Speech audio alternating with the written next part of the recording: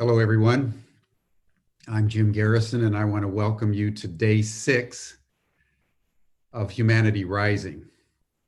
Since last Friday, every day between 5 and 7 p.m. Central European Time, we've been gathering mostly from our homes. We're all under lockdown. We're all sequestered somewhere in different parts of the world as we navigate our way through an extraordinary pandemic. We've come together collectively to really take counsel with each other, to share our experiences, and to really dialogue about how we can transform the crisis of the pandemic into an opportunity for human renewal. We're in an unprecedented moment.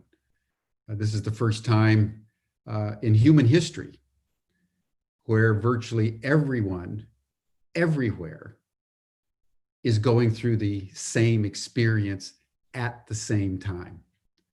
So this is the first time the entire world is in the same conversation. And that's extraordinary.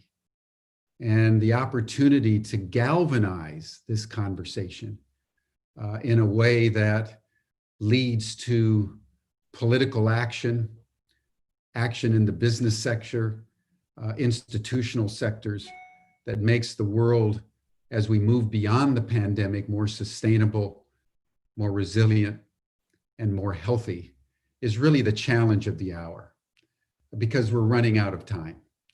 All the major indicators, at the center of which is runaway climate change, are getting worse, not better.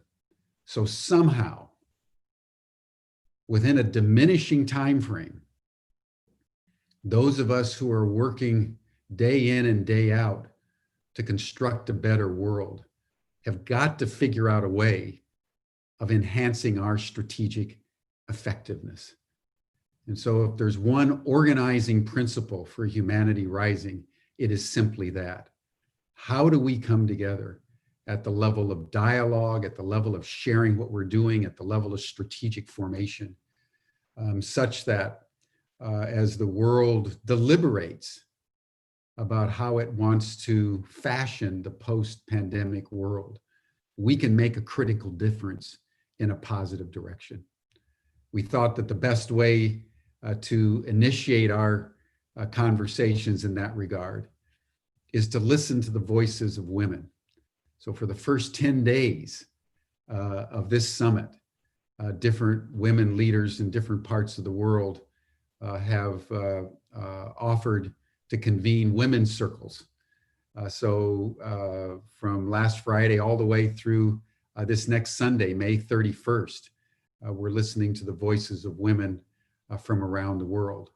And then we're going to take 7 days and we're going to listen to the voices of youth from around the world. We have an extraordinary assemblage of young people from around the world that will be speaking to us about their hopes, their dreams, their questions, their concerns about the post-pandemic world.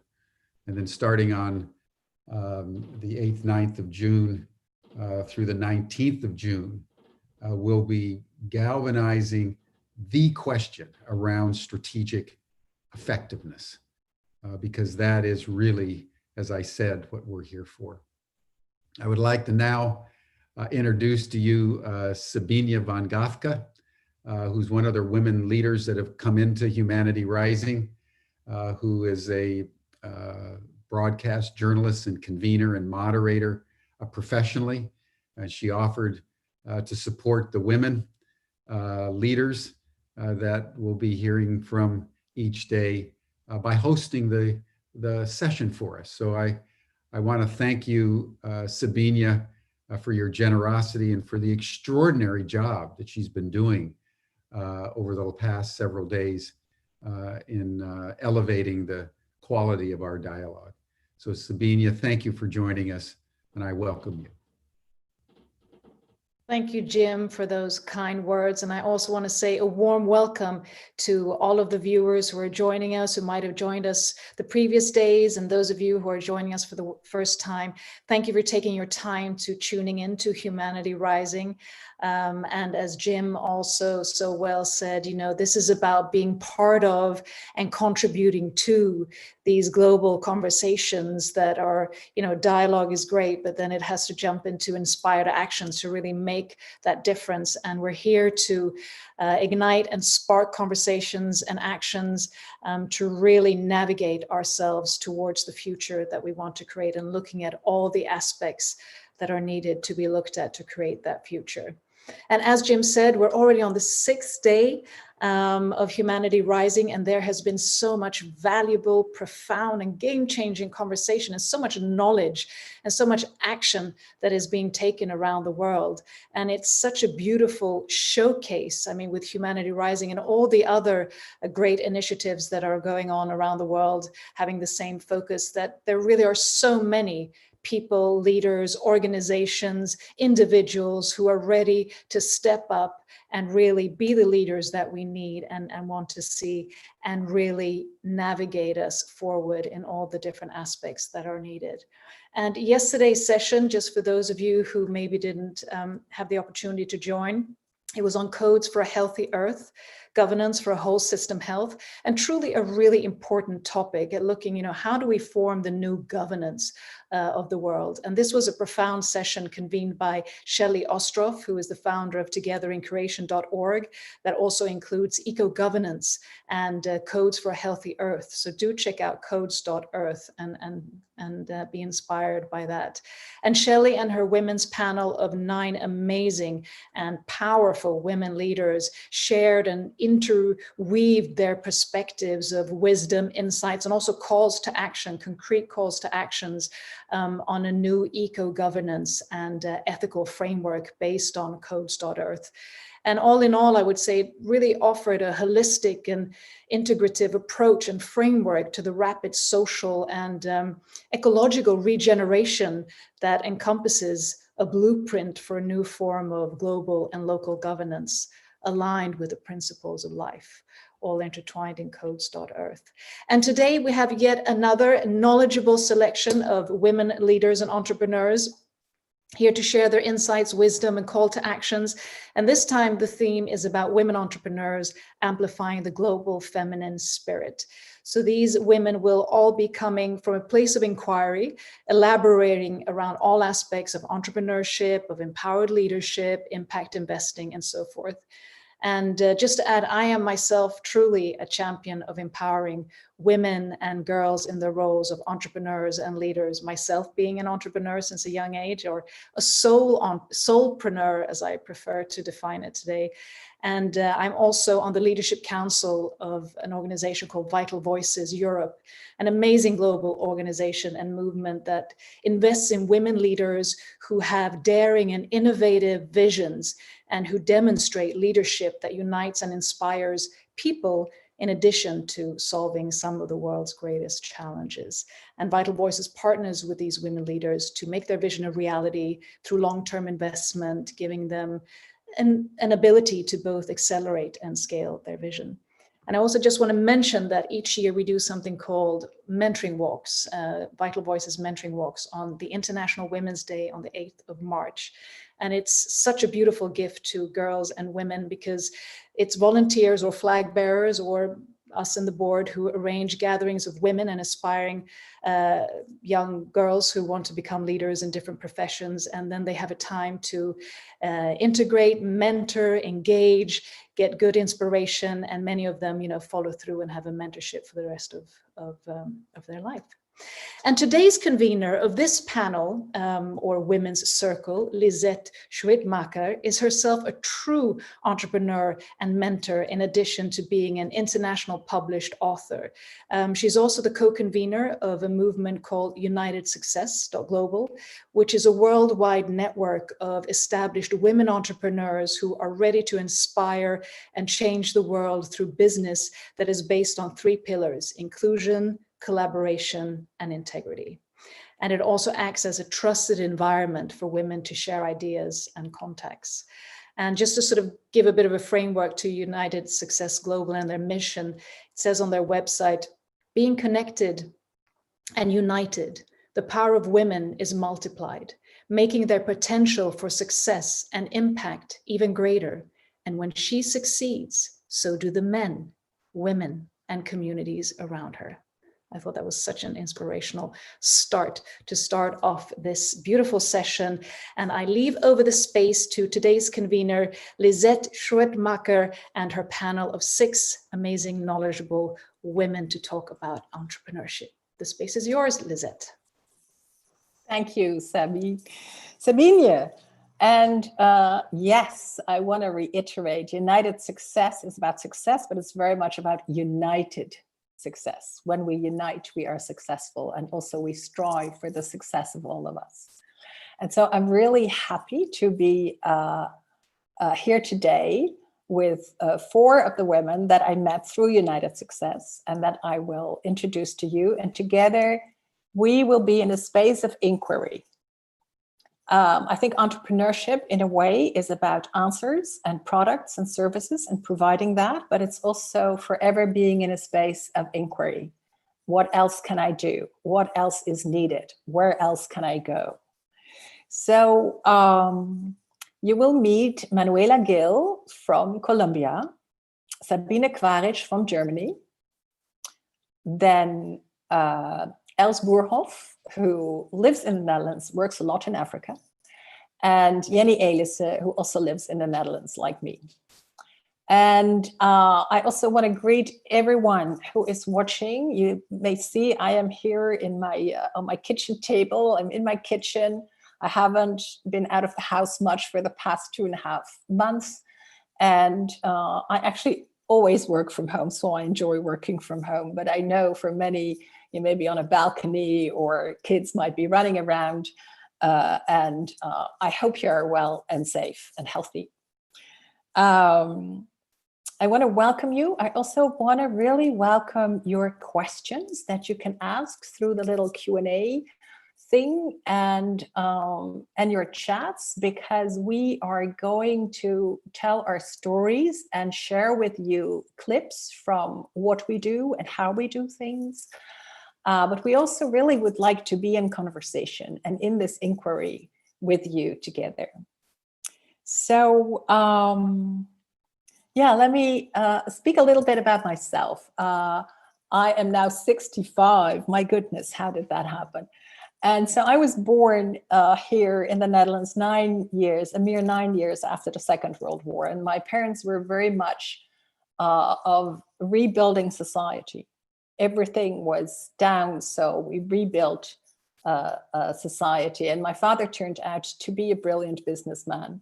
And he worked in a family business, not our family, but another family business, where he was very much an entrepreneur, and he built brands and companies that are still in existence 50 years from when he started.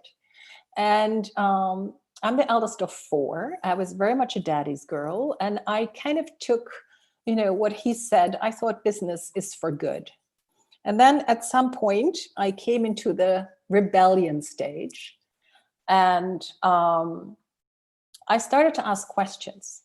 I had to sell my company. I had a communications company, and we wrote and made videos and communicated for some of the biggest corporations in the Netherlands. But I started to ask questions of the bank. What do you actually finance? What criteria do you have? And of a chemical company that we used to work for, what do you do with this chemical waste? When it is waste for us, where do you bring it? And so then I had to sell my company. I was fortunate enough that people wanted to buy it and freed me up to kind of research in the world of sustainable business, social and sustainable enterprise. And so I think I've now come to a place of integration. I think business is a wonderful, creative place.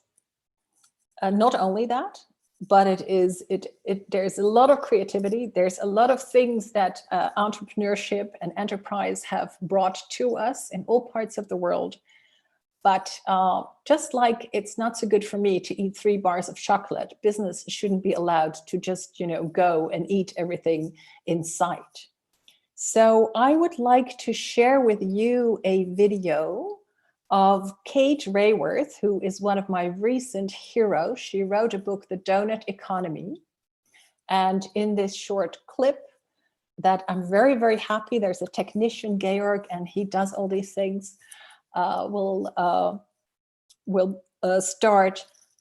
There's an explanation of the bandwidth between which business ought to happen. So please, Georg, if you can start Kate Raworth's explanation. You will not see her, it's an animation, but she will talk you through it.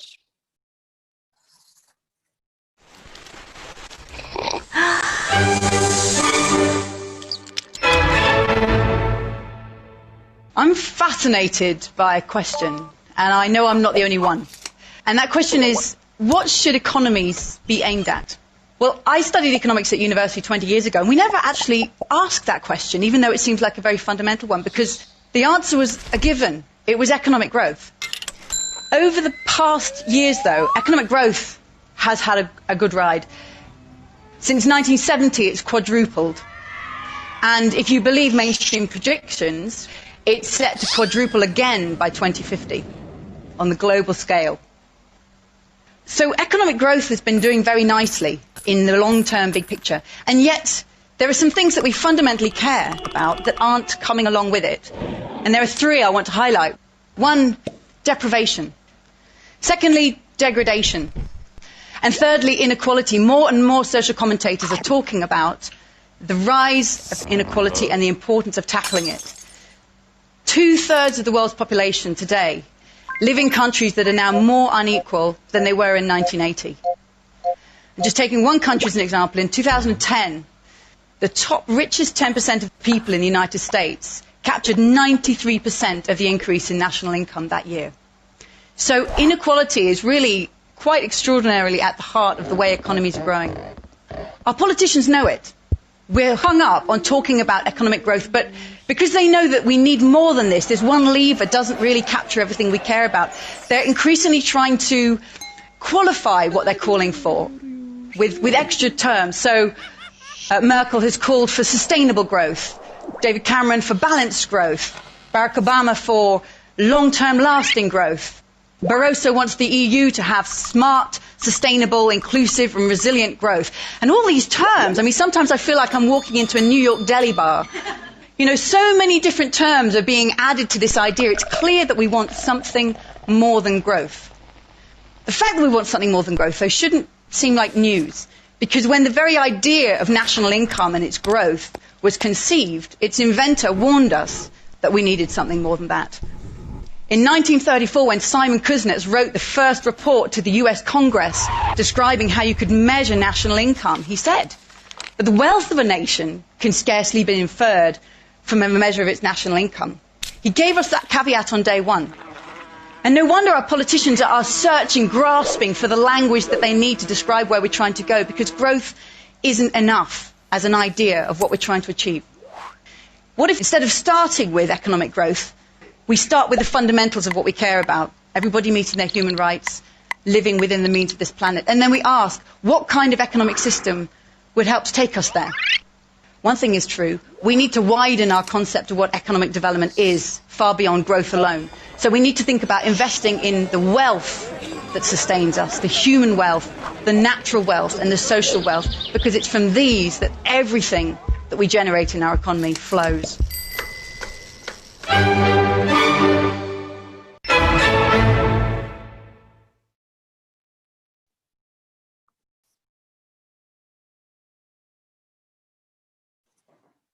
There you have it.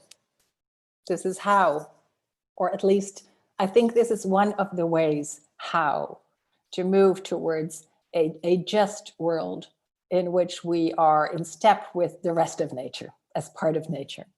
And I was delighted the other day to learn that my city, Amsterdam, is the first city in the world that has adopted the principles of donut economics as guidelines for how to move forward and for their policies. So I've always been happy to live in Amsterdam, extra happy now. Okay, in the opening circle on Friday, I talked about we're not in trouble, we're in transition. And in my view, this transition is not only happening now, it's being accelerated by all of us being paused and by this reset that we might be in. But many of us have been working along the lines of donut economics and other inclusive models for a long time. And so we want to give you some examples that might trigger you, because we all have images about what business is and should be or should not be, and that might inspire you and that might evoke questions. So please give us your questions so we can have a bit of a dialogue at the end of our session today. And the first person I want to introduce is Sabine Quaritsch from Germany. She was in marketing, and well, maybe she tells you herself. She will talk to you about her recent journey from, say, mainstream business to finding a company that, you know, she'd always dreamed of, and how this has propelled her into being a major entrepreneur and a woman who empowers, together with her husband, actually. They empower other people to become entrepreneurs, and mainly women. Sabine, may I give you the floor? Thank you very much, Lisette. First of all, thank you, dear Lisette, that you allow me to be part of this wonderful summit. I'm very grateful, and I really hope that my story will inspire people to become good entrepreneurs. In the past, until a little more than 4 years ago, I could never imagine being an independent entrepreneur. And it was probably because advertising and marketing, the field where I worked, was fun for a while, and I was really successful in it. But it never really inspired me or fulfilled me. And it was probably because I never felt that I was good enough for it.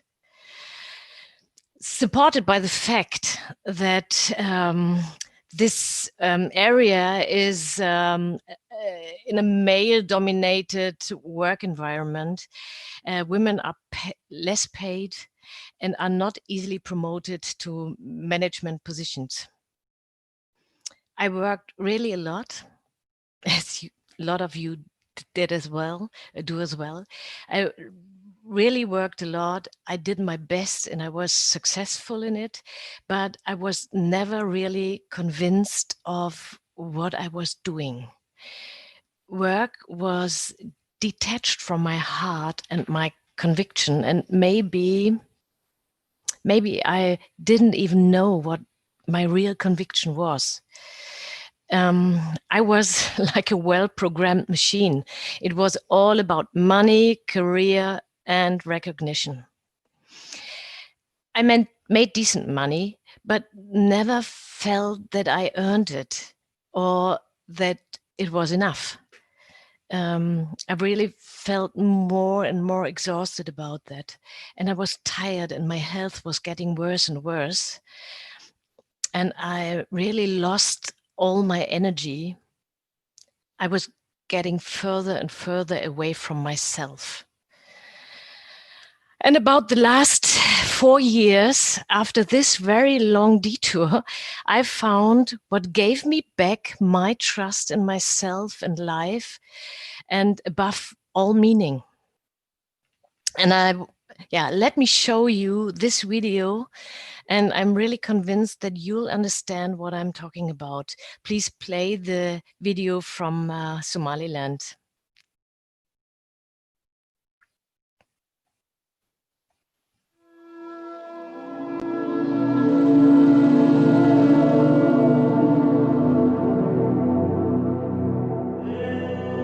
I was amazed at the place. I wondered how anything could survive. It was so hot, maybe about 130 degrees Fahrenheit on the ground there, and almost no vegetation. It was just such a barren, hard place. It was different in Somalia. It's a really hard part of the world, and the people live a very hard life. So the Sanag region is where the Almado mountain range is, and all the residents come out of this area. And a third of the population lives there, and it's their only source of employment and access to any sort of resources. They have no other industry that they can depend on other than the frankincense industry. We had to disrupt what existed there. We had to change things. Dave Sterling and Emily Wright went to northern Somalia and Bosaso first, before anyone, before doTERRA really had any strong initiatives happening in that region. And what they saw gave them the idea that we can really make a big change in this region. And they gave us the direction to, you need to go there and you need to fix some stuff and make it better, because there's a huge need. We had to give them that seed of hope, and it's been amazing to see the change that has happened in just a few years.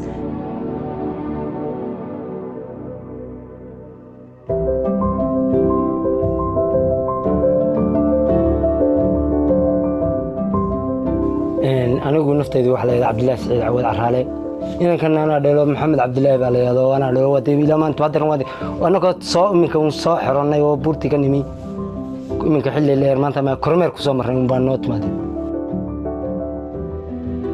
marka ilaa 3 awow bay soo manafacatay inay soo dhaqmo way lahaayeen beertan la iska daba dhaxlay qoonurma qoonka si dhaxlaysa marka shaqadeedu laasimi waa shaqada bayda lacag fiican hadda iibkii boomaha hayno laakiin marka iibka loo helo isiina shirkad loo qoro iyo iibsato maalgashiga ay lacag kula timaado wax ka iibsato wax samaal geliyo oo lacag ku siiyo ma jiraan laakiin waxaad helaysaa cid ka iibsatay markaad haysatay diyaar ku tahay.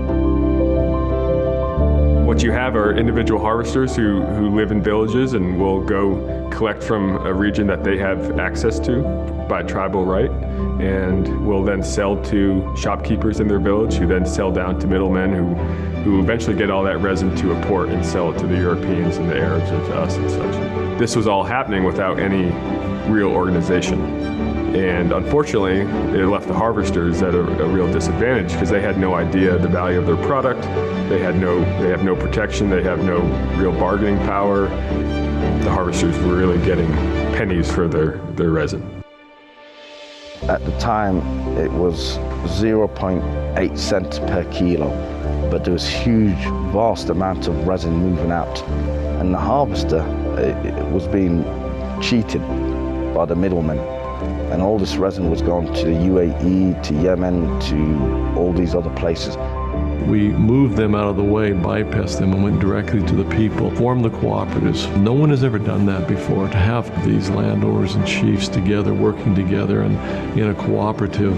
It's never happened in their history, in fact. One of the benefits of being on the ground and getting to know the area and how the industry works, you could immediately find ways to improve it. We thought that there'd be a great benefit to having some more organization.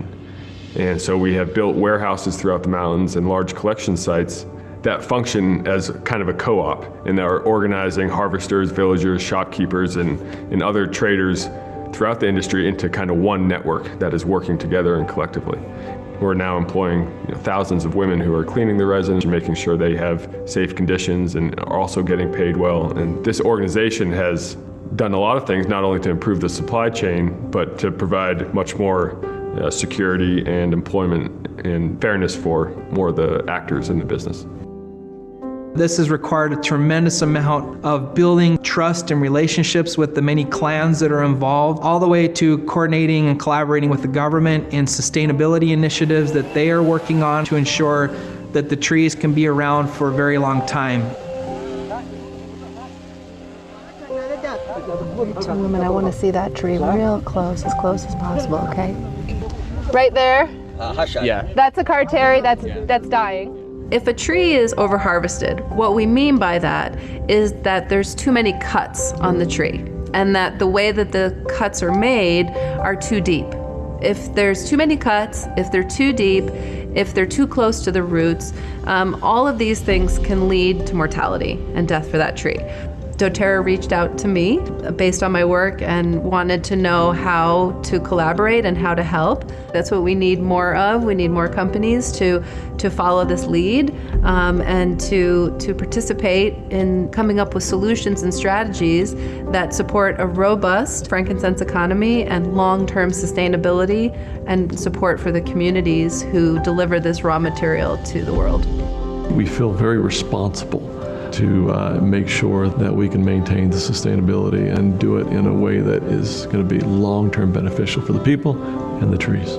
It's been amazing to see the change that has happened in just a few years, to look at the women who didn't think that anything was going to change in their life, and to now be able to come in and pay them a fair wage that they can depend on year after year after year, to pay their husbands a fair wage, to go out and harvest these trees that have been passed down from father to son, from generation to generation, and to educate their children, to give them a chance to truly be able to change their circumstance. And we are all the beneficiaries to continue to use this amazing, beautiful oil.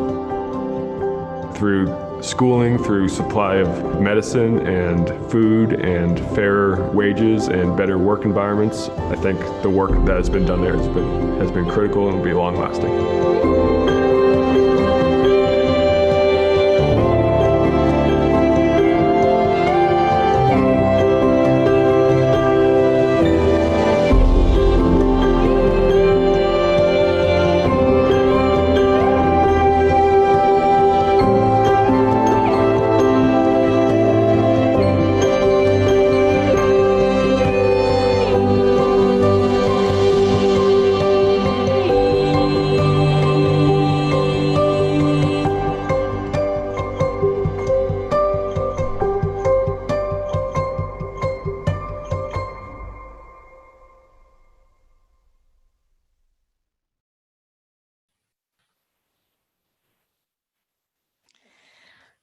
Yes, thank you.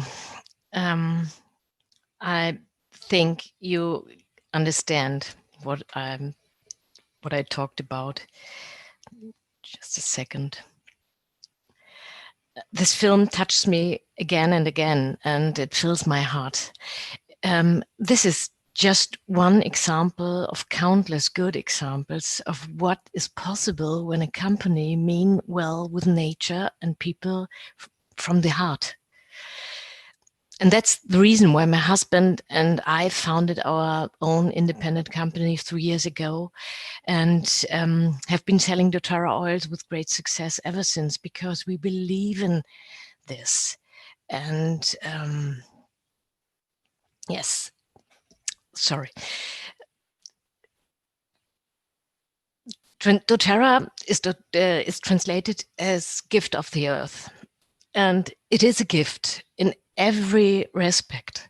This company is a network marketing company, does everything differently than what I have seen and experienced in my jobs before. Just I'm going to pause here for a moment, Sabine, because I think it is a very powerful video that you've shown us. And you've seen it many times before. I have watched it too. But somehow watching it all together, for me, amplifies, the connection of what is in a little bottle that I have here to the people who work with those trees. So I just want us, this is also amplifying the global feminine spirit, is something is not just a product.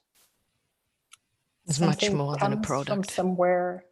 It is, those trees are cut. Somebody was asking, am I too much of a tree hugger? Aren't they wounding the trees? But yeah, so I just want to honor the work of the men there and, of the company. There was also, maybe you want to take that into somebody who said, what happened to the middlemen who were cut out? Because let's just for a moment be with this connection.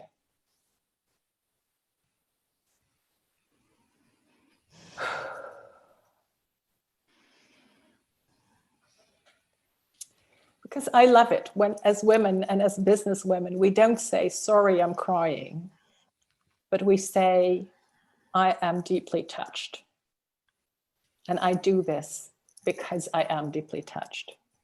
So that's, yeah, just to be there for a moment. I think this is the most important part why we changed our life, and I think it rescued my life. Because yes, during the last 4 years, we have learned that it is possible to be successful, even though the focus is not business and turnover and money and all the things I experienced before. On the contrary, I believe now, I'm really convinced now that success is based on the fact that the focus is always on people and nature and sustainability. And it is important that people always keep their eye level and dignity. You could see this in the video, and I think that is very fulfilling, to give back the chance to the people, or to strengthen and encourage them. I learned that I am really good in what I do when I do it from my heart, how it feels to be free and successful, and how fulfilling it is to be able to make other people feel the same way. And I feel as an entrepreneur and as a part of a movement whose only goal is to make the world a better place for everyone. This is my inspiration. This is my motivation. This is what I'm working for. And to, yes. Yeah. This, you see, it's from the heart. And really, yeah. I think this is the most important thing.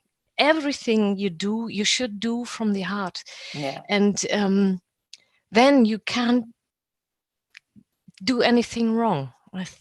So exactly. So while doing this, you're not only, one part of your work is the product and the link to where it comes from, and the honoring of the people who harvest it and who tend to those trees and bushes and plants.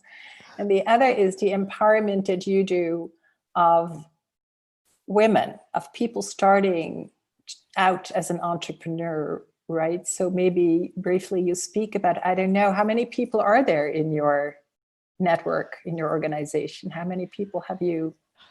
Is it a lot more than 10,000, but not all of them. Most of them only love the oils, and I use the oils, and it's a good decision for the natural health. But many of them as well started to use the oils, and then started to use it to do the business as well, because they are convinced from, you can smell the good in the oil and the good behind. And the chance to be entrepreneur and to decide freely what you, how you want to work, with whom you want to work, and to work in a team with powerful people who all want the same as you want. This is amazing. This is the thing, right? This is. I love my job, and I'm good at it because everything is from the heart. My mission is to take as many people as possible with me to enable them to be good and successful entrepreneurs in freedom and in harmony with a healthy and sustainable journey. And And in my journey, maybe yes, I can introduce the next person in my journey. I keep meeting you and inspiring people like you, Lisette, and one of them is the next speaker as well. She's an entrepreneur from Colombia. I met Manuela together with you, Lisette, for the first time early this year in Egypt at the Women for Success MENA conference, and we immediately fell in love. And we decided right away to work together, and she took my love for essential oils with her to Colombia. And because she was looking for a next step in her life. And this is interesting because of Corona, and though it's far away from Germany, it works very well without traveling. It's because we have a connection with the heart. We have the same love to the oil and the stories behind. And yes, I think, I hope I said the right things, Manuela, did I? Hi, hello. I am Manuela from Colombia. Thank you, Sabine, for the introduction, and also Lisette for inviting me. I'm very happy to be here. And I will first introduce myself. So I'm a mother, happy mother of 2 children, 7 years a girl and 5 years a boy. Right now I'm in the office, otherwise they will be here just jumping and asking mommy, mommy. And that's why I decided to come here and to be inspired to talk with you all. I lived in Germany for 8 years, and 7 years ago I came back to Colombia. I always wanted to be an entrepreneur since I was in the university. And when I was in Germany, I'm married with a German, and my father told me, yeah, just come to Colombia, take over my business, and then you can fulfill your dream. And I did it so 7 years ago. And my company, what we do is to empower and inspire our customers with medical technology and services to save and improve lives. So we are very based on emergency. And what we really try to do, the culture in Colombia regarding emergency is, I don't know, I think is very different from the Eastern world, or even from a lot of cultures. What we see here is when someone is having something, no one is really taking care. They are just watching what it is happening. And it's very hard to find someone that is really helping or that is willing to help. And this is what we are doing. So we are changing through the medical devices and the services, the way that we see emergencies. And as Sabine said, I love to work with women, and that's why I discovered that since few years, or some years actually. And I am looking for a transition, and this I will continue telling after we see the next clip. George, please, you can turn on the clip. And this is about my company, and this is a client.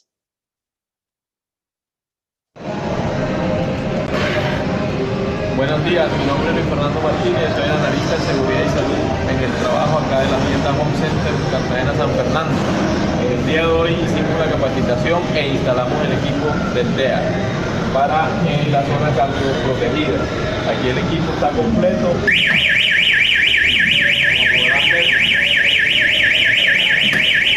La alarma funciona correctamente y el equipo está completo y disponible para los servicios que podamos prestar. Gracias.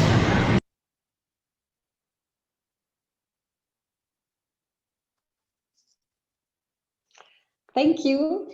So what you see here is this was an installation of an EAD in a shop or in a commercial place in Colombia. I wanted to put a more commercial video, but I was Lisette was telling me, no, let's show a real one. And then I decided to put this one. And yeah, this is how it looks like. And then we train the people. And this is one of our services and products. So I think Lisette, we go to the to the conversation, right?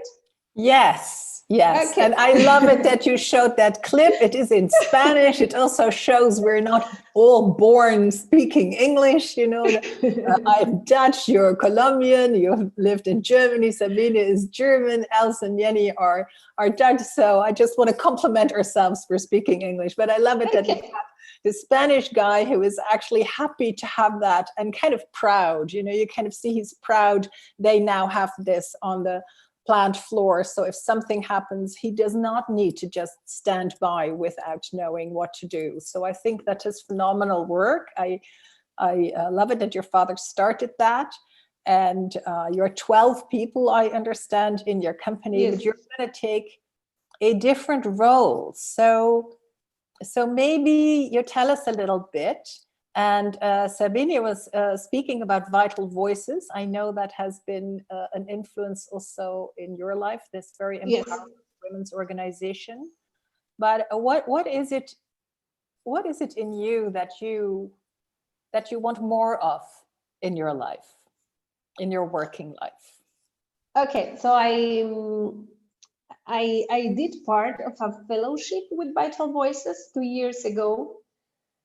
And this was like a year training for women entrepreneurs. And as Sabine said, what Vital Voices do is to give voice for women and to train them and to invest in women. Actually, they say you invest in women and you improve the world. And one of the first topics that we took during the Vital Voices training, it was regarding the driving force.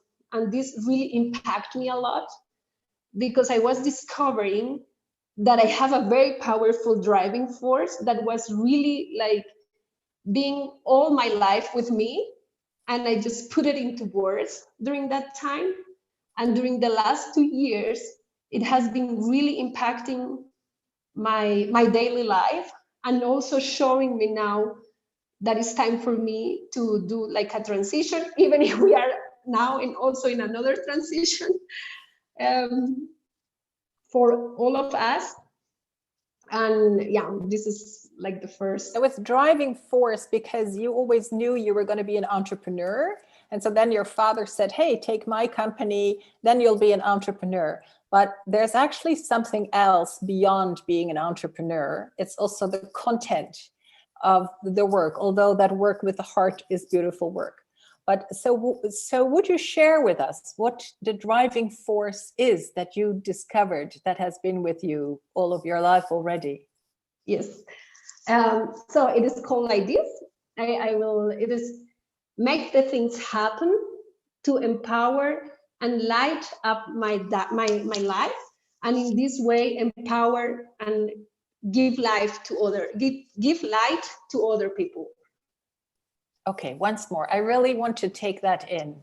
You know, maybe all of us want to just take in what it is that, you know, empowers this particular woman in Medellin, Colombia, you, this light on the other side of a Zoom screen. Just, you know, tell it to us again. Okay.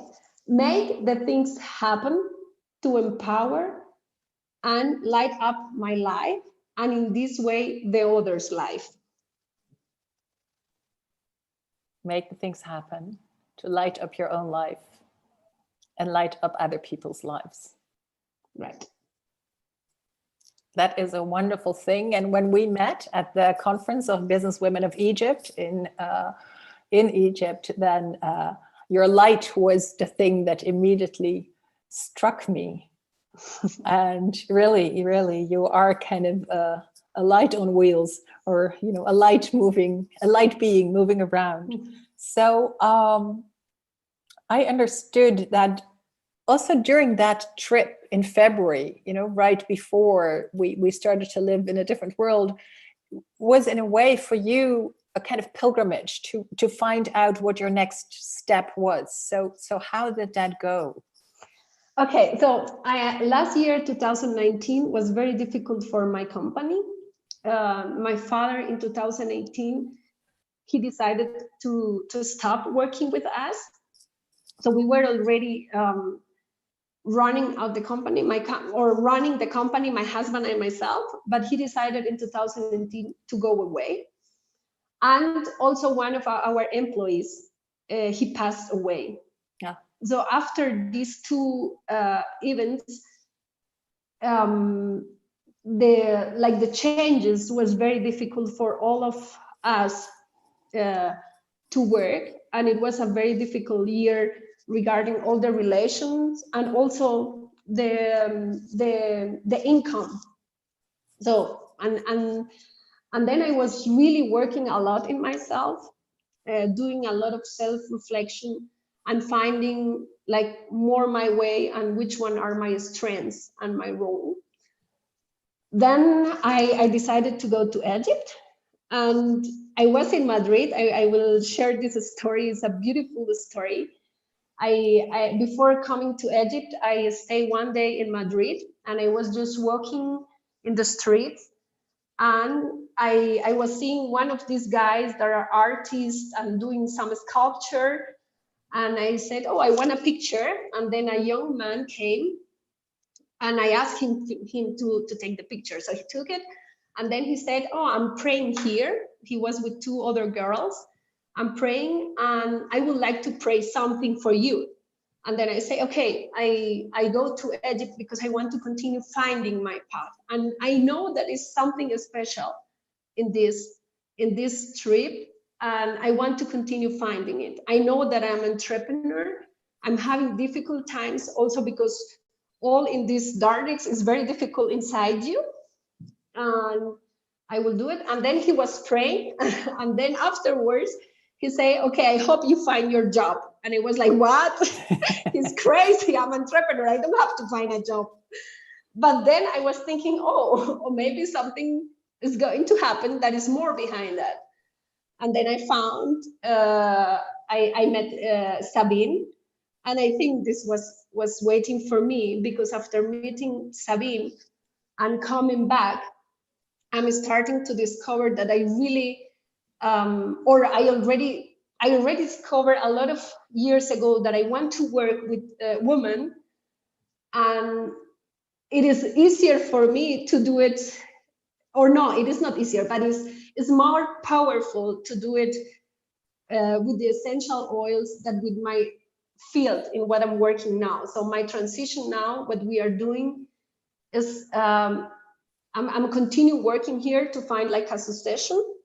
And then I want to work with essential oils because I know a lot of women in Colombia, they have to work 48 hours a week, letting their children at home and not having time for them because they just have to do a job. And they would love to do something different. And I know with the work with Sabine, it can be different. Yeah, I think thank you for that story, Manuela. And what you're highlighting is, there is a place for strategic thinking and for really kind of projecting into the future. There's also a place for unfolding, for kind of opening up to what is my next step? What am I going to do? And then reading the signs of life. Yes. And then going with what is unfolding. Before we do your next clip, I want to honor somebody in the chat who is talking about doTERRA as not a very good company. We are going to show another clip from doTERRA. And so with all companies, there's shadow sides maybe, and I have no idea about that. But I just want to acknowledge, Selma, that I've seen your comment. So thank you so much, Manuela. And you're really on the brink of, starting this new thing, finding a person to run your other business, the Hospitalaria. And I just want to mention one more thing. Manuela began saying that she's a mother. I am not. I do childless living. I wrote a book on that. But anyway, Manuela is very much a mother. And whilst having children and nursing her children, she was looking for a way to be able to go to work and have her child with her. So there's a thing in Germany called Babytragen, right? Yes, right. And that's a way of, making it easy and educating young women. Again, this feels a bit like innate knowledge, but we've kind of lost a lot of that. Training women again, how can you have your baby and do your laptop and breastfeed and go and integrate having children into, integrate having children and work. So I just want to say that you are part of that movement.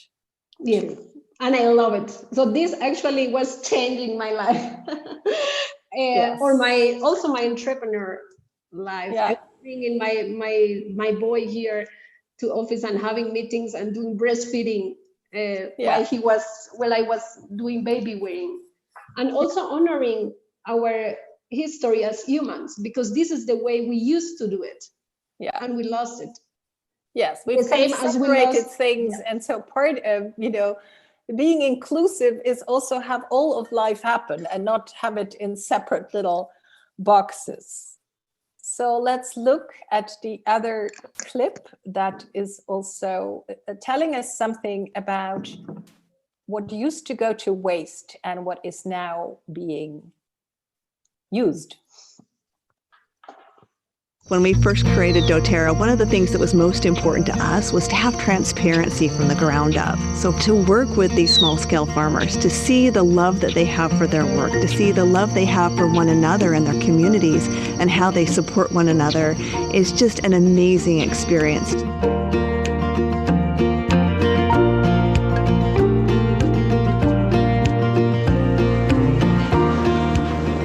One of the things that I really like about this oil, of course, is the aroma. It's different than all of the other citrus oils. Green mandarin is unique because it has no photosensitivity. That means that I can have that fresh scent with me even when I'm outdoors in the middle of the day, all of that sunlight. That's a unique feature that's associated with this oil. It is energizing, but it's soothing and calming to the body, and that's some of the diversity that we see within the chemistry. My family has been producing citrus essential oils for a long, long time. I'm the fourth generation. My great-grandfather started producing citrus essential oils in 1873. Quality is really, really important for us. So we're very proud to produce the finest essential oils possible. So when we talk about green mandarin, that is the immature fruit. They go through a thinning process as they remove 70% of the immature fruit so that the remaining 30% can mature, and that is then ripened and sold in the fruit market later on.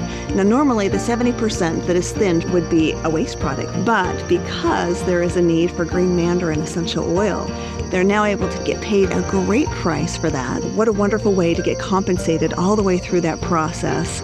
And we are the beneficiaries because we get to enjoy this amazing cold-pressed essential oil.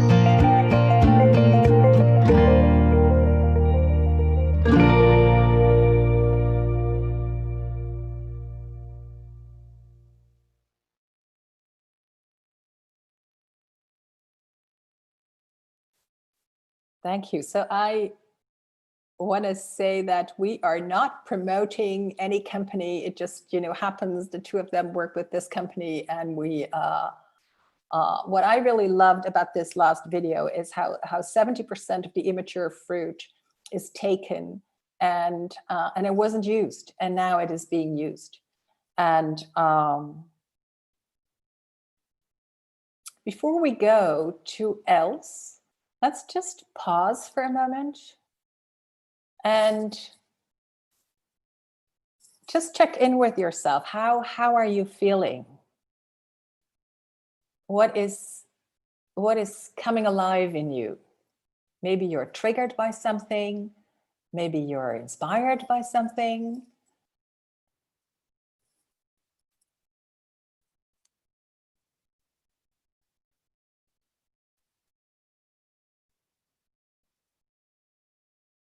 What I often do is kind of notice my facial muscles. Am I smiling? Am I looking grim? What is happening? Because that tells me also how I am relating to all this input that I'm receiving over this screen in this session. So let's just have a stretch. Sitting behind a screen all day.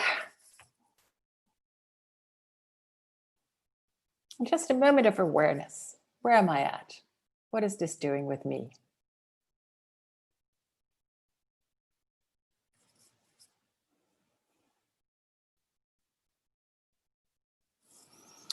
And then I go to else. And actually today I learned a fact from else that she said to me, do you know that 60% of the harvest in Africa does not reach the market? Sometimes I have these images in my mind also of scarcity, and then somebody switches an image, completely all the way around. And this is what Els Boerhoff, since I have met her, has done. Els is the co-founder and CEO of Goodwell, and Goodwell is an impact investment fund for an inclusive economy, and I will ask her what she means by that. And they've had previous funds also in India, but now they're concentrated on all the opportunities abounding in Africa, with €100 million fund that they are investing in companies, and then they don't only give them the money, but they really work with them and then release them onto the market. So there's money to spend on a next wave. So Els, where are you? I'm here. Hello. Hi, good to see you. So why invest in Africa? Maybe Lisette, Africa offers a lot of opportunities, and maybe I should also use it as an introduction to why we are doing this. I grew up with Live Aid, which was in 1985, and I was 14, nearly 15 years old. And I realized we cannot have a world, if, a sustainable world or world I want to live in, if there are such large inequalities. It's not sustainable. It's also simply not fair. So as of the age of 15, I started to think about how can we solve this? How can we empower people to help themselves? And I studied development economics in university, and then you start to think about the aid industry. And I realized that if, we try to save the world by giving to people who live in unfortunate circumstances, the resources are limited. It's only a limited amount of money that you can give away, but it also creates a dependency, which still did not reflect to my feeling of, I found out later I'm a humanist, but you could say it's maybe sometimes even patronizing. And I finally graduated in microfinance, and I liked the concept because it gives people the opportunity to develop themselves and decide for themselves what they want to do. And also later on in the field, I remember one woman, particularly in Cambodia. I was standing in front of her house, a clay hut, and we were chatting. And she said, well, I really like this because you see us and you do business with us. So we're also happy to pay you interest because you did something for us. And I felt that message was so strong. And this is what I like about business in solving problems. Businesses are very creative, flexible, adaptive. We see it in these times of Corona as well, how some businesses react and switch. It is just a joy in the midst of a crisis to see it happening. Yes. One difference maybe with Manuela, I never wanted to be an entrepreneur because my parents were entrepreneurs. Anyway, nowadays I am an entrepreneur and I co-own this impact investment firm. We invest in businesses that solve societal or environmental problems, and we invest in inclusive growth. We also believe in local solutions for local problems. And many of the businesses are very similar to the example that Sabine gave us of what's happening in Somalia. It's just not right. And there are better solutions for old problems. We believe in local entrepreneurs, but the video I'm going to show you to start with is one of our exceptions in our portfolio. because it's an American-Finnish lady who worked for an NGO in Nigeria, a health NGO, and she realized that, no, this is not tackling the biggest problems that I see in these rural areas. As you mentioned, people were producing tomatoes, but 60% was rotten away. And aid agencies were still focusing on access to seeds, fertilizers, make it affordable, give them finance to buy it, better farming techniques. But what's the sense of all that if there is no market for the tomatoes and they never get money for it and they're just rotting away? So we were really impressed by Mira's idea, and we try to improve chains in emerging markets. And Africa is a continent that's very dependent on agriculture. Agriculture offers the opportunity to people for a better life if it's done in the right way. And this is one of the reasons why we invest in Africa. One, there is a lot of inequality that needs to be solved. And two, it provides a lot of opportunities to do something about it and create businesses that are sustainable, not predator businesses, but fair businesses that help the people to have a better life. So shall we look maybe at the brief video of Tomato Joss? Yes.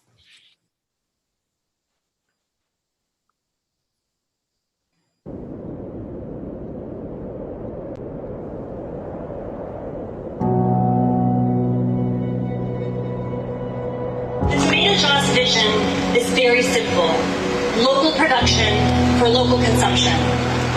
And our goal is very clear. We want to create a middle class in rural Nigeria through the industrialization of agriculture. I am very pleased to have you all here to witness the beginning of a massive year of growth for Tomato Joss, because indeed this groundbreaking ceremony is just the beginning. And I'm very, very proud to become a part of the Nigerian success story.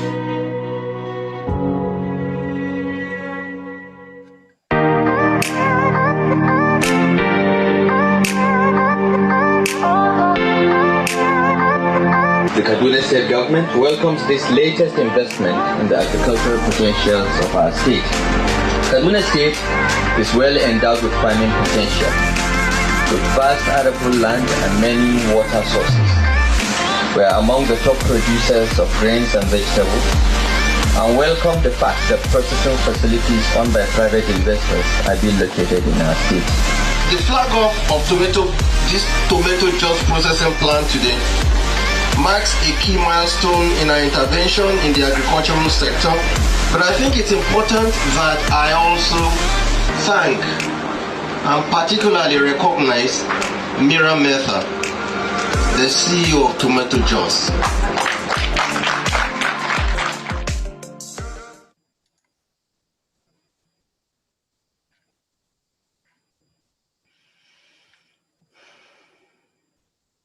You're on mute, Lisette.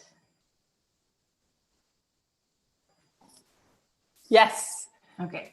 I believe that is one of your latest investments. Yeah. Because you have also a lot in fintech and in other ways. And maybe you can talk a bit about, there's the question of, hey, there's people from the global north and they come to the global south. You already spoke about business brings also equality. You have something to offer. I'd like to buy fair it business. Or help you. It's fair business. It's not like I have something to give and you're the grateful recipient. So that's already there. But also you really source from what is needed on the ground, right? Do you do that from Amsterdam, or how do you do that? Yeah, well, we can stick to the Tomato Joss example. We have local teams in the markets where we operate. And this team, although it was a Western founder, it was selected by our local team in Nigeria as this is the kind of solution that we need. And of course, we have an agri strategy. And because there's not enough processing of agricultural products in Africa, very often crops are exported and then for example, oil seeds are shipped to the Middle East. There they are processed, and then the Africans need to import it again at much higher rates. So the jobs are not created in Africa, etc. So with Tomato Joss starting tomato processing in Nigeria, our local team came up with it and said, what this woman is doing here is exactly what we need, and she does it in the right way. And you could also see that in the video, how many people from the community were there. Also government officials, local businessmen. It's part of society, and it's truly a local solution. And we have local teams to make the selection. That's not what we do from Amsterdam. Amsterdam is much more fundraising so that the people in the field can focus on the businesses and work with them. We focus on fundraising and making sure that everything is running the way it should. Yeah. And your focus is, as you mentioned this before, on equality. You're saying, some of the things when people talk about back to normal after this pandemic, let's go back to normal. And it's like in normal, if it was even normal, we also had huge problems, huge troubles. And one of them is the growing gap between the have and the have not, or somebody said the protected and the not protected, right? And I believe that for you is also, like Manuela was talking about, a driving force. That for you is also a driving force, right? Yeah. Yes, very much. And empowering women is very important for us because they're very often, the least protected in society. There are cultural aspects, there are sometimes religious aspects. So we pay a lot of attention to empowering women in what we do. And you make the reference to some of the microfinance that we're doing. Also in tomato production and processing, a lot of women are working. There's much more around these projects because there is an ecosystem that needs to be good for the people as well. And there's a video later on about a woman also on the ground, what she does with her savings. Now she can save money because she has a better solution to cater to her needs. She is able to send the kids to school. That is really investing in the future and in a better world. Yes, there are some comments about in the chat, maybe you see them too, about how it's Tomato Joss is opened and it's only men around there. And those are also realities on the ground, and not everything can be done at once. We have another video. It's not about the woman, because that is true. Many of the fintech opportunities that you invest in, they sound very technical, but the benefit to women is often they don't need to go for an hour and a half to go and shop, but it is delivered to them, and they can pay, although they have never had a bank account, they can pay immediately. Right, so it saves them time away from their children. They can work the land, they can provide the income for themselves and their families, and not have to. Yeah, there are two things. Fintech is more around financial services and tech-driven financial services. And indeed, a fintech has enabled access to finance, which is not necessarily loans. Loans is low on the priority. People want to save and be able to transfer money, receive money from family overseas, or transfer money to a brother or a sister on the countryside that needs to receive money. All this was far too expensive, and technology has helped us to make it cheaper. And what you're referring to now is another business that we have invested in, which is Copia in Kenya. And that is about e-commerce for people in rural areas. So they can now access goods via a very basic system. Goods are delivered at the doorstep. So people don't need to travel anymore to town to buy certain stuff that often takes them half a day. And time is money also for these women. Time is money, and also transport is very expensive. So maybe we should look at the video and pick a woman of the customer stories. Well, we don't have that video anymore because we picked something else. So I'm with you, with those of you in the chat. Actually, this afternoon, I've been watching videos of businesses that Goodwill has supported or invests in, and it wasn't so easy to find women there yet. Would you agree with me that many of the entrepreneurs that are investable in are men? No, I think women are equally investable. Right now, of the present fund, 16 investments, 4 were women founders. But the portfolio is a reflection of our pipeline, and it's pretty hard to get, say, 50% women in the pipeline. Women are very often too shy about their business plans, so they don't even come to us with a plan because they're just too shy. And that is a real challenge that we need to tackle, encourage women to, not be shy. So the guys, we have a clip of a company in Lagos that was invested in by Goodwill. Those guys are not shy at all. So thank you very much, Els, for the work you do. And let's look at these cool dudes. Thank you, Els. And I like these guys. I love it how they sit on their motorcycle. Yeah, maybe I should add, because we had to select a few videos in a very short time, that there's so much more behind this story. Motorbikes are very polluting. These guys are replacing their entire fleet with electrical motorbikes, something you may not expect to happen in Nigeria. But to see Lagos on clean motorbikes is a big change. Also, their drivers are trained. There's a lot of casualties in traffic in Nigeria. These are the only drivers basically in town that know how to drive, stick to the rules. Also, like Uber, safe for women to take such a motorbike. And the drivers themselves, through a finance program after a year, also own the bike. Which makes them a lot more independent. And that's a nice benefit of this business as well. Yeah, there's a question that I don't know the answer. Is it culturally possible in Nigeria for women to drive electrics? Yes, it is. But the majority, and Max has a few women drivers, I know.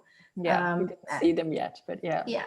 But it is possible, but still the majority of the people prefer to take a driver and pay a few bucks for that. Yeah. Okay, thank you, Els.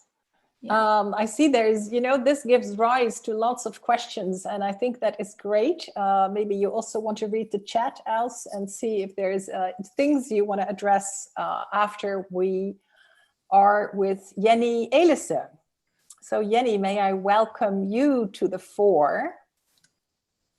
Hi. Hello, Hi. Good woman. Other woman from the Netherlands. You've also done some research in how women invest, which you will speak about. But before, let me introduce you as a wise woman.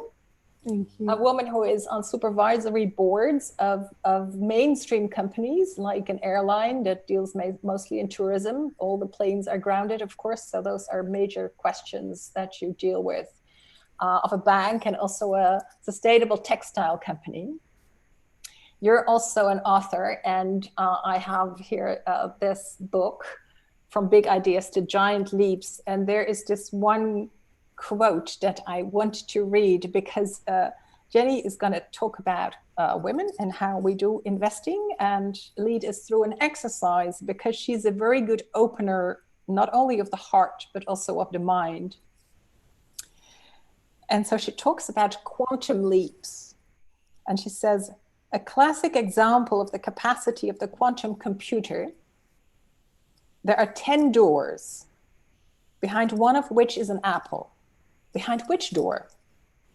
The binary computer, or the binary person, will open and close the doors linearly from 1 to 10 to see what's behind them. And I think as a person, we might want to kind of be able, can I tune in? Can I see it in my mind's eye? Which one is it? And do that until the apple is found. The quantum computer or our quantum thinking opens all doors simultaneously and finds the apple.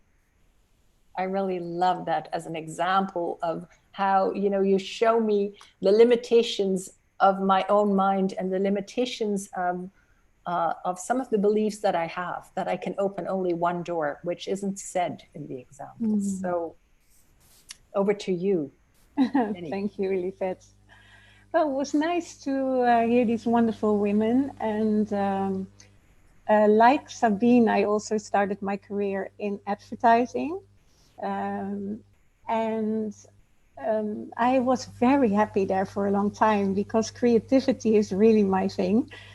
So I felt very happy in being in an environment where we could create every day instead of other environments where people have to react every day. So that was very, very nice. But I think it was after the crisis in 2001, really something started to change. And then I still remember myself driving to a very big food company, and they asked us to introduce a new product, and this product should be good for your children because it had omega-3, 6, and 9 in it. But then when we came at the agency, it was like maybe less than 1% of the whole product. So that was really a mind-blowing experience for me. It now sounds like a very small thing, but it had been building up. So I thought to myself, okay, so I'm asked to make a very good story out of it, and we are very good in that, but we are creating less bad products. And at one point, it just wasn't acceptable anymore. So I thought to myself, if I really want to contribute to a sustainable world, and I was very busy already with, being in supervisory boards of Plan International, women rights, all those type of things, I thought now I have to be very brave, and I just have to take a giant leap myself and just see what is happening after that. So I started out doing impact investing. I started out as an impact investor because I sold my company to this agency. I had a little bit of money. So maybe we backtrack and say, what is exactly impact investing? Yeah, okay. Impact investing is that you really try to dedicate your money to what I would say bridge capital. So what you want to do is you are one of the first to invest in these type of subjects because it's still risky, but someone got to do it, has to do it. And sometimes you're lucky, but also most of the time you also have failures, but you accept this because you understand that in bridging this subject, you will enable others to scale the product or to scale the service. And that's also what you were referring to. So we have another project, and it's called Women's Wealth Matter. And what we found out in researching that is that women are a wonderful provider of bridge capital because they are very willing to put their values first before they ask for a return on investment. They're not crazy. They of course also want to have let's say a good look on the investment. Yeah, we want to invest in things that work. Yes, because the return on investment means that something works and is replicable, and you are a responsible employer for people who depend on you for their livelihood. Absolutely. And so one of the wonderful things we found last week when we were speaking about this at Catapult, which is a conference in the Nordics, was that almost 70% of all women that invest, and that at this stage is almost 1/3 of all capital in the world, which is nice, is that they are willing to invest it in climate change, health, and poverty first. So that are their subjects. And that's really different from men, not because men don't think about it, but most of the time, men are influenced very much by their portfolio advisor, and women just follow their own values in it. So okay, so tell me, the three subjects are tackling climate change and health, coming up with solutions, you know, that are within, as we said, you know, the boundary of the donut. Health, yes, so health, that means healthy solutions for people. Medicine, into most of the time distribution of medicine, for example. Distribution of medicine, making medicine available.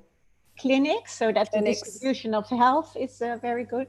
And the last one is just simply food safety, poverty in the broad sense of the word. Make sure that, so when we look at the donut that we started with, there is the carrying capacity of the earth, what it can give us and what it can take from us. So that is the fight against climate change and using all the resources and polluting the earth and throwing our waste away. And then in the inner circle is like a dignity of existence. So those two, they really, and within that is then the distribution of health services. Yeah, okay, thank you. And what I love so much is that women from their nature have this inclusive attitude. They're not making a difference. It's not about, by example, you have a very popular term at this moment, which is called gender lens investing. But women don't see gender lens investing as that they specifically have to address women. No, they approach it from an inclusive perspective, because when you support women, you support children and husbands and communities. So that's, to me, is a very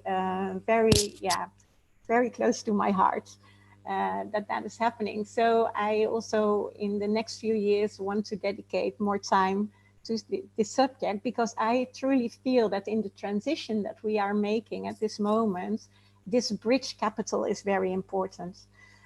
Because, you know, we want all kinds of things, but we have to transcend the old system, and we can do two things. We either can make the old system obsolete, which is a giant leap, but not in all industries that's possible. So in some industries, we will have to have access to bridge capital to create this new reality together. And to me, that has been my new insight since, I think, now 6 years. At first, I also stepped away from all the big corporates because I was fed up with them in the beginning. I think that's a natural feeling. And I also thought to myself, oh my God, I cannot express myself in the right way when I'm near corporates. But then I had a very interesting conversation with one of the CEOs of one of the biggest food companies in the world.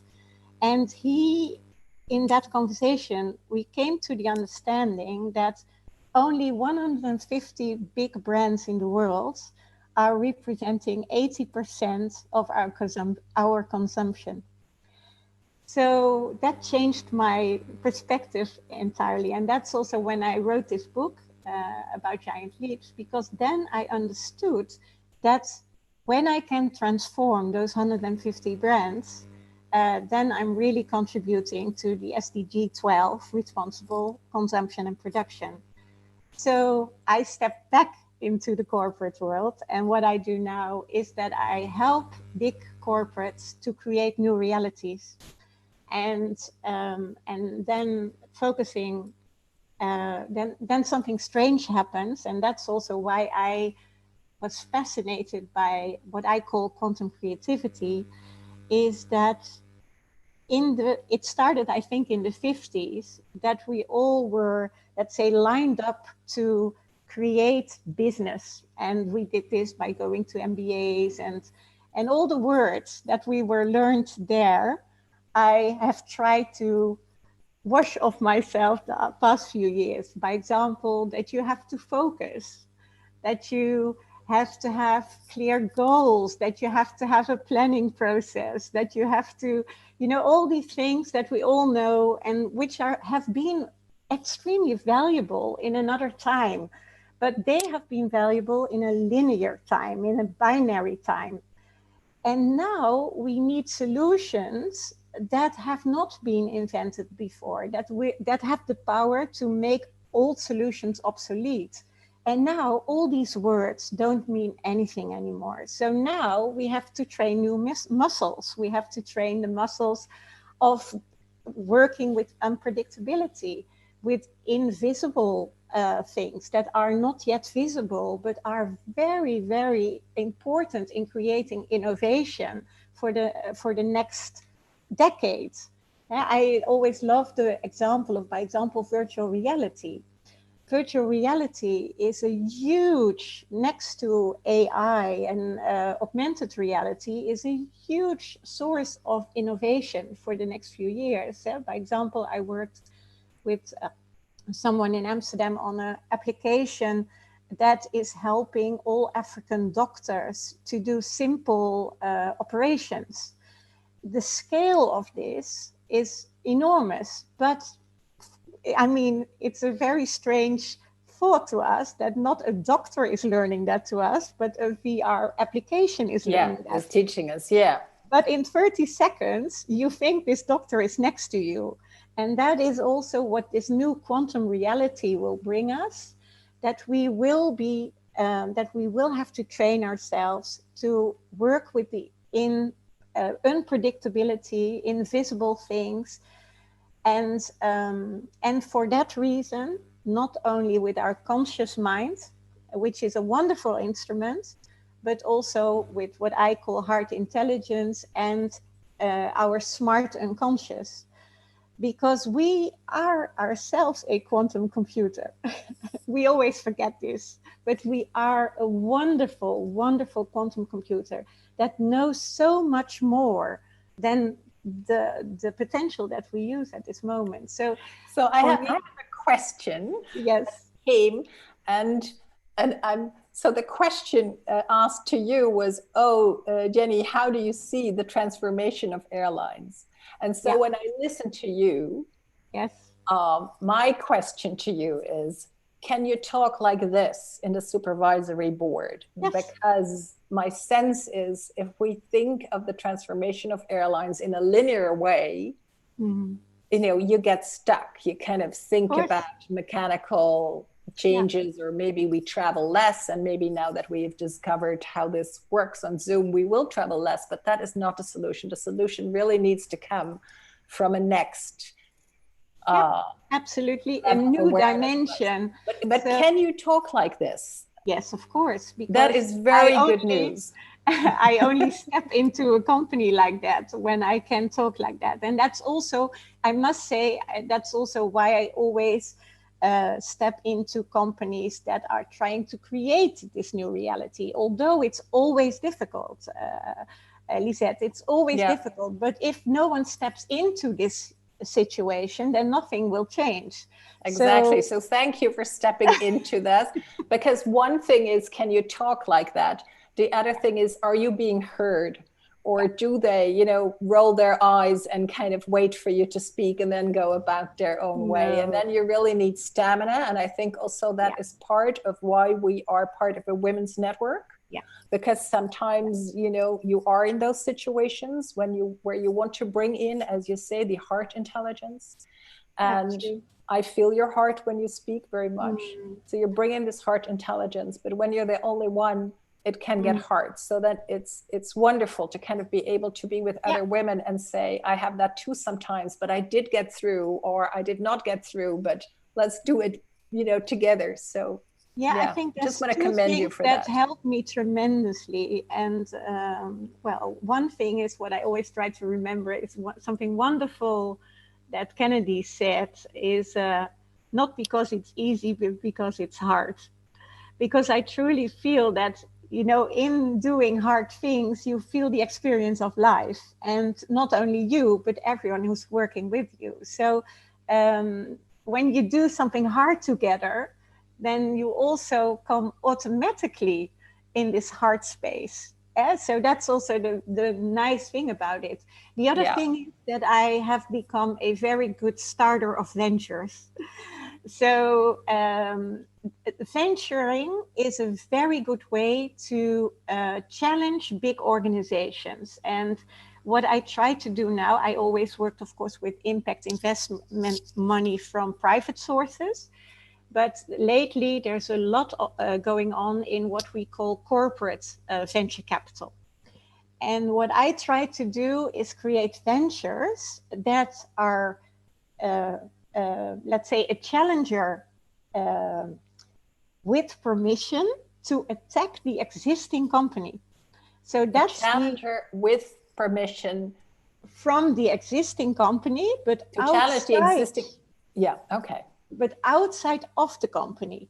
So when you create this atmosphere, everybody wins, because not only are you creating the old that is trying to make, or are you creating the new that is trying to make the old obsolete, but also you improve the old one. You understand? So you have this dynamic that everyone is in a, what I call curious state again. Because there's, of course, many, like the 10 doors, there's always, all things are created from a certain creation point. But there's always 10 doors at that same creation point. There's always point. 10 doors. Well, I am in a curious state too. I think this conversation is not ended. I also see it elicits a lot of comments in the chat. And I know that you were going to do an exercise with us to kind of bring us in this state of curiosity and multiple possibilities of being, opening our mind to the multiple possibilities that are at a different level of thinking. Yeah. Actually, one of the most important things is that when we are inviting complexity in our lives, that we ourselves have to be more simplex. And so I wanted to do an exercise where you can feel the functions that we have in the brain and the heart. So that's what I would love to do with you. Okay, we have about 5-7 minutes. Is that enough for you? We can do this in such a short time. Great. Okay, so I would like to invite you to sit very good on your chair with your feet on the ground, and to close your eyes and to take a few deep breaths. So much that you feel it in your belly. And what is nice is if you imagine yourself that your whole presence is not only in your body, but it's also, let's say, 2 meters around your body.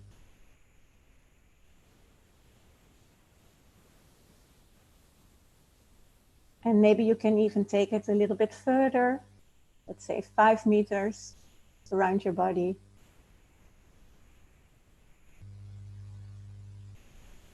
And try to feel what you feel. Where are you?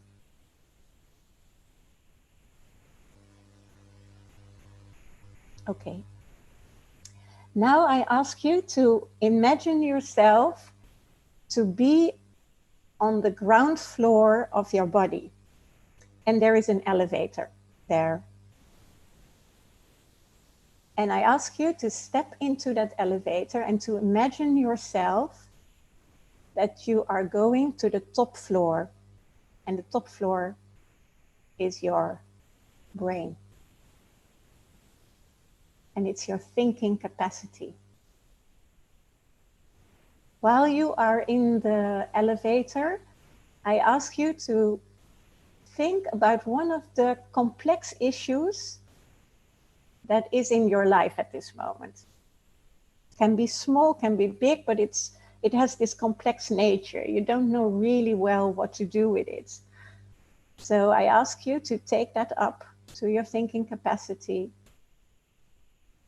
and to ask to your brains, can you help me with this? This is my problem.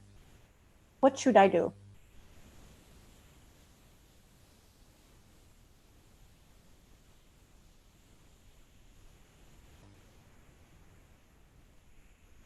And I really ask you to just look at it, but also to feel what's happening.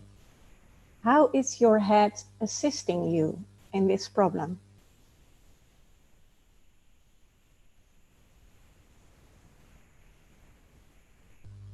So when you have done that, you thank your head and your brains for all the beautiful things it brings you. You take your knowledge with you and then step back into the elevator. And you press 4. And 4 is the floor of your heart.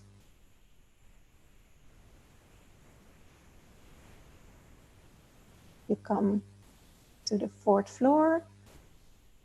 You step out of the elevator.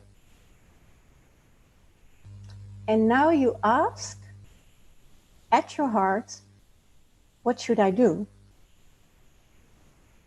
And observe what is happening.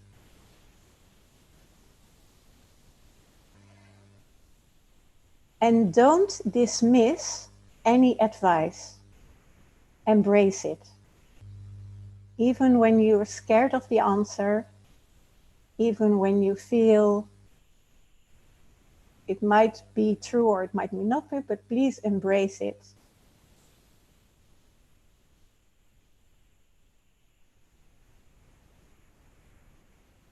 Can you feel what is happening? How can the heart assist you?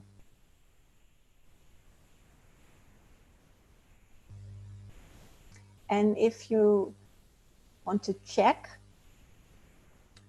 and if you find it difficult to talk to your heart, put 2 options there and put it on a scale, A and B, and see which side wins when you ask the heart.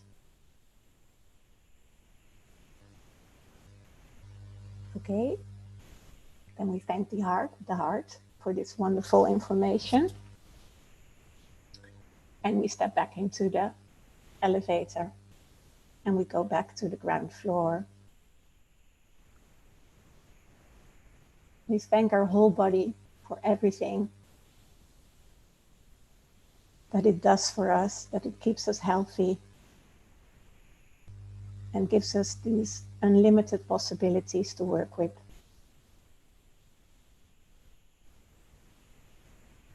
Take a deep breath. Do a little stretch and come back in the space. Wow. So for me, that was very immediate. Okay. Very immediate. And my question was, will I invest through Goodwill? I have some money that I can put to various uses. And my head was really doing the penseur, oh, we can do this, and there's several possibilities, and you should weigh them well, and very like the bank advisor. And then in the heart, I felt, let me be part of the fabric of life. It may not be ideal. I've read many of the comments in the chats and comments of being uncomfortable, of, the northern white people coming in and all of that. I have all those discomforts too. But the heart said, doing that makes you part of the fabric of life. And, beautiful.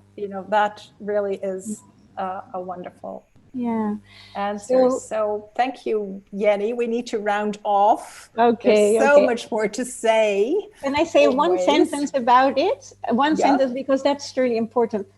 When we become more of a multiplex and not a solo person, reacting from the heart, creating from the heart is actually the only way that you are being able to keep yourself healthy. Not only sound and creative, but also healthy. Because otherwise we create a lot of, let's say, burdens in our body. So that's what I wanted to say. So I really hope everyone will react from their hearts, because that is going to help humanity rising. Humanity rising. Yes, thank you very much. And thank all of you. I think we started beautifully with Sabine touching us all in the heart and being so touched, and you, Sabine, following your heart. Now, Manuela also being the light and following your heart. Then I think Els brought, some of the reality and some of the complexity and the difficult questions in, but I know you are very much following your heart in every day that you work, and that you are in connection with the people you work with wherever they are in the world.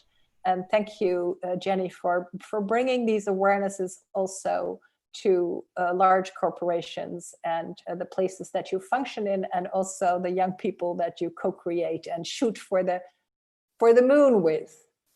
So thanking you all, I hand it over back to Sabine. Thank you, Lisette. This isn't Sabine, this is Jim. Yes, I noticed. While the panel was taking place, there was a thunderstorm in Sabine's home area outside of Stockholm in Sweden, and her Wi-Fi was knocked out. Oh, really? So, oh, wow. She texted me, and she's been trying to get back on, but apparently it hasn't worked out. So I said that I would fill in for her. And I want to thank you for so skillfully convening this session. I want to thank all the women entrepreneurs and impact investors that are here. I want to just call to everyone's mind as we think about these things, and the power of women's investment is, you remember the Grameen Bank that was founded by Muhammad Yunus, 40 years ago, and which was really a pioneering organization in giving very small loans to women. And at the time, it was hugely controversial. And what he discovered, as you all know, is that if you give a very small amount of money to a man, he'll either gamble it or drink it away.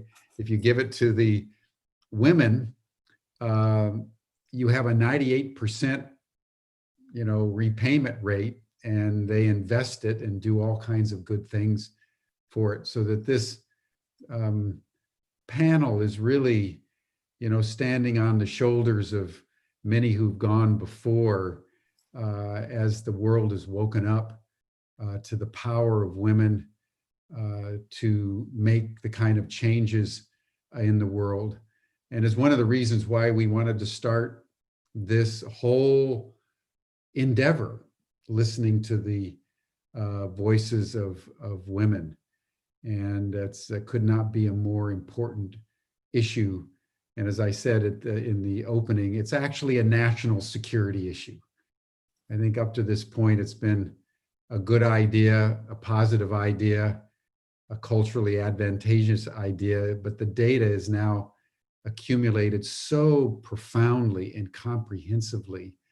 I think we've reached a moment where the radical empowerment of women in business and politics at every level has become a national security issue. And what we've seen over the last 6 days has been a demonstration of this. The second comment that I want to make is to pick up on this notion of moving from solarplex to multiplex and the power of the heart. And I want to appreciate this last meditation and, your comments, Lisette. When you analyze something with the head, there's one kind of logic. When you analyze something with your heart, it's the logic of the heart is completely different than the logic of the head. And it's quite immediate. Yeah, and it's very immediate and very intuitively profound, actually. And if those of you who were part of the opening session will remember that we started after the invocation of Pila, Colorado, of the Oneida tribe of the Erekua Nation, who connected us with our ancestors. We started with a meditation of opening our hearts, and we closed the opening session with another heart meditation. And every day, we've had a meditation of one kind or another as part of our session.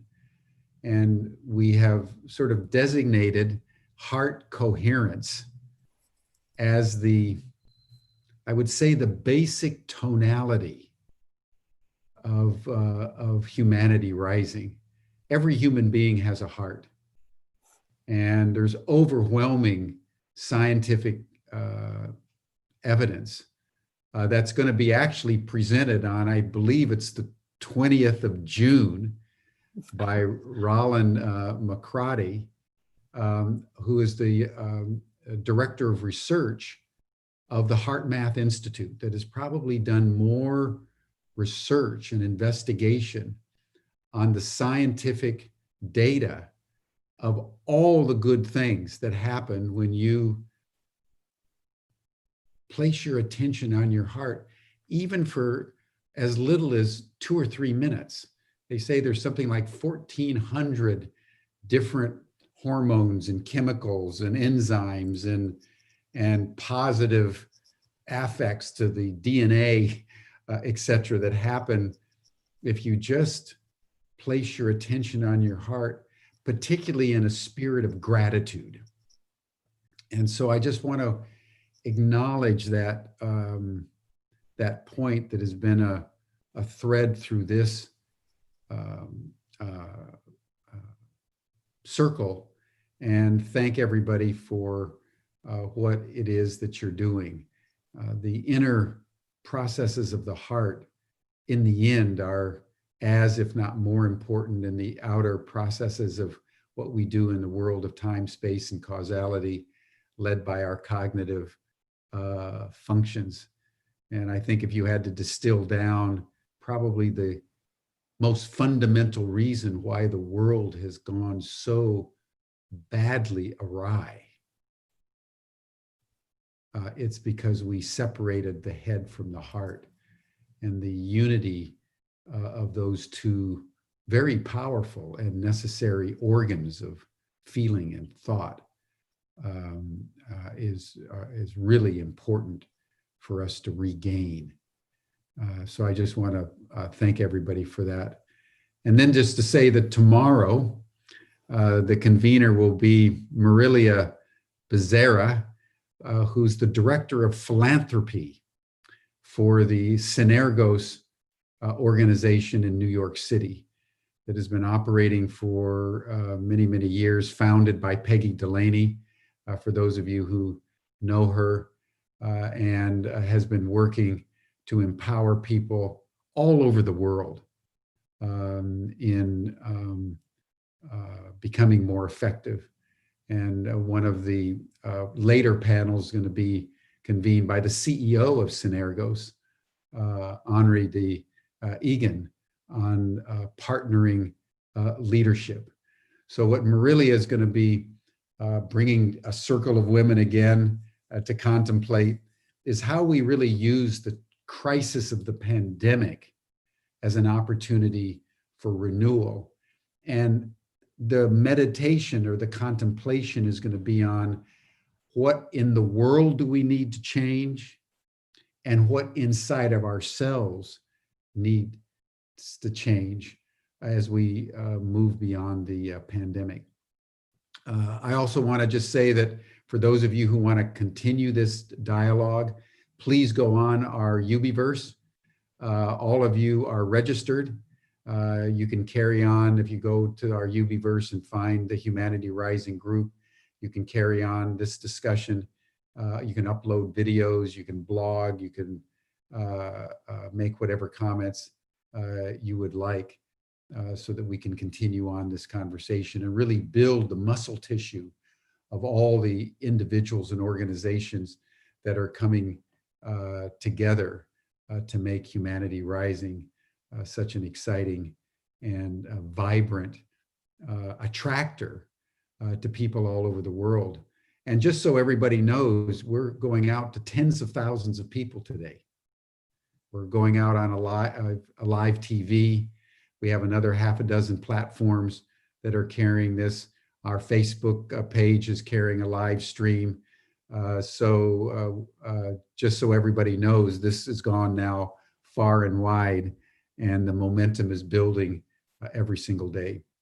So thank you all.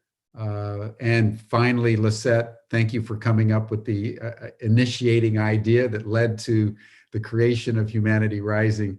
It's been a very profound experience for the Ubiquity University team. And it is really allowing us to take one of the most important conversations in the world right now to a global audience. So I thank you, and thank you all. And we'll see you again, same time between 5 and 7 p.m. CET tomorrow for our 7th day of Humanity Rising. Thank you, Jim. And somebody is thanking Georg. Thank you very much for making the clips work and making Georg. the tech work. Really, really appreciate that. Yes. If the technology doesn't work, nothing else matters. No. Thank you, everyone. It's my pleasure. I'll now put on the out slide.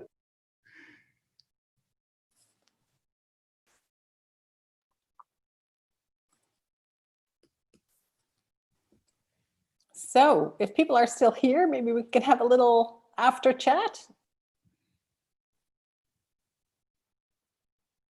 Would be great. Yeah, I'm still here.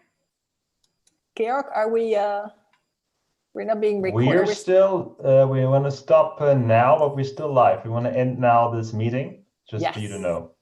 Okay. And we have to wait for Rick.